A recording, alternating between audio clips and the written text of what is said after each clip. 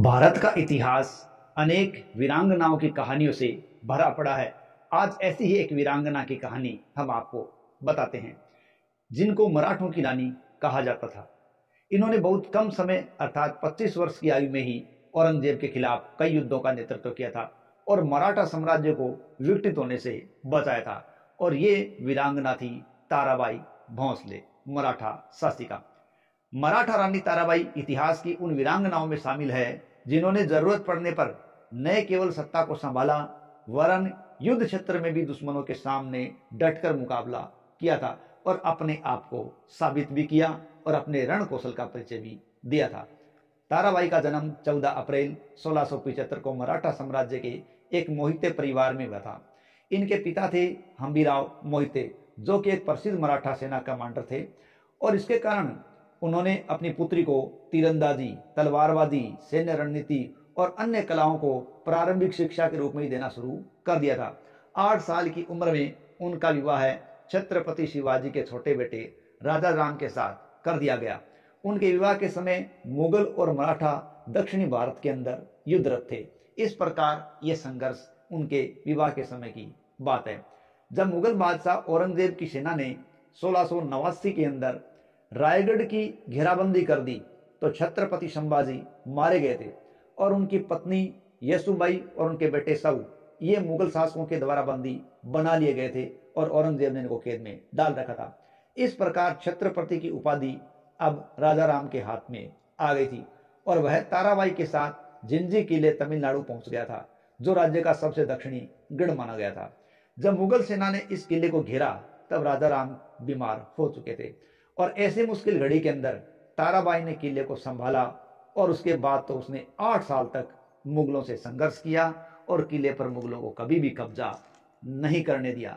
देखिए, रानी ताराबाई भारतीय इतिहास में महत्वपूर्ण भूमिका निभाने वाली रानी के रूप में याद की जाती है और एक वीर शासक महिला के रूप में याद की जाती है। ताराबाई मराठा साम्राज्य की एक योग्य रानी थी। 18वीं शताब्दी में अंग्रेजों के अलावा यदि कोई समय माना गया तो वो समय केवल मराठों का था और इसी समय के अंदर ताराबाई का नाम भी विशेष रूप से लिया जाता है।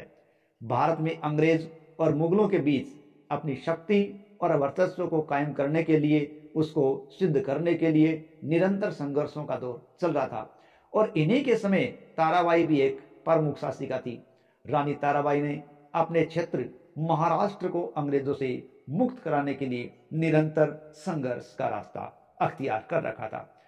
बचपन में वीर शिवाजी के विचारों से ये प्रेरित थी। ताराबाई का परिवार पुणे से ताल्लुक रखता था और पुणे का मराठा साम्राज्य ऐसा मराठा साम्राज्य था जो कि विभाजित होते मराठा साम्राज्य के बिल्कुल विरोध में था, क्योंकि मराठा साम्राज्य वह कई भागों में बढ़ रहा था और पुणे का मराठा साम्राज्य इस बात के बिल्कुल खिलाफ था। शिवाजी के पुत्र जब राजाराम से इनका विवाह हुआ तो जल्दी ही ये विधवा हो गए थे, तो मराठा साम्राज्य इनके हाथों में आना ही था। लेकिन मराठा साम्राज्य इनका हाथ में आया तो इन्होंने भी संरक्षिका बनकर एक योग्य शासन दिया और सत्ता को प्राप्त करके अपने आप को सामर्थ्यवान साबित किया और प्रशासन को अच्छी तरह से चलाया था।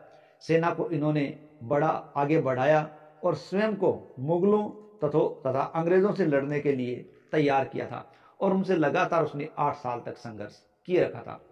ताराबाई और अंग्रेज बार बार लड़े थे। उनके बीच एक लड़ाई 1817 में हुई थी और अंग्रेजों के खिलाफ उसने अपने संपूर्ण दमखम का परिचय दिया था। लेकिन इसके पश्चात नागपुर, जाबालीपुर और यवतमाल के क्षेत्र ऐसे थे जहां इनकी वीरता की और योद्धा रूप की ख्याति जम गई थी और चारों ओर इसके योद्धा रूप की चर्चा होने लगी थी। ताराबाई ने अंग्रेजों से एक समझौता करने का प्रयास किया, लेकिन अंग्रेज ये समझौता नहीं करना चाहते थे और ताराबाई शांति चाहती थी, लेकिन अंग्रेजों ने ऐसा नहीं चाहा।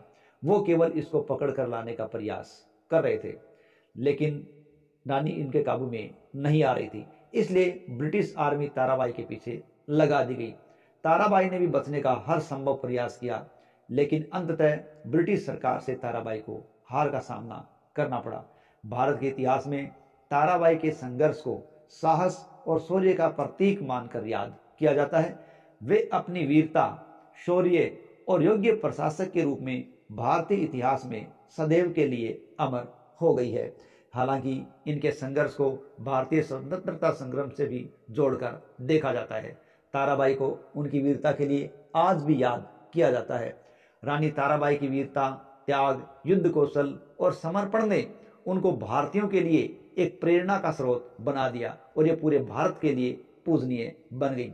देखिए, ये मराठा शासिका पारिवारिक विवादों के झंझट में पड़ी थी और पारिवारिक विवादों के कारण ही इन्हें अपनी सत्ता बीच में ही छोड़नी पड़ी, लेकिन अपनी आखिरी सांस तक वह मराठा साम्राज्य के लिए काम करती रही और साल 1761 में इन्होंने अपनी आखिरी सांस ली। ताराबाई भोंसले के वीरतापूर्ण प्रयासों ने औरंगजेब के प्रकोप से मराठा साम्राज्य को बचाए रखा और मराठों का स्वराज्य का जो आदर्श था वो बताया जाता है इन्हीं के कारण बचा रह गया था।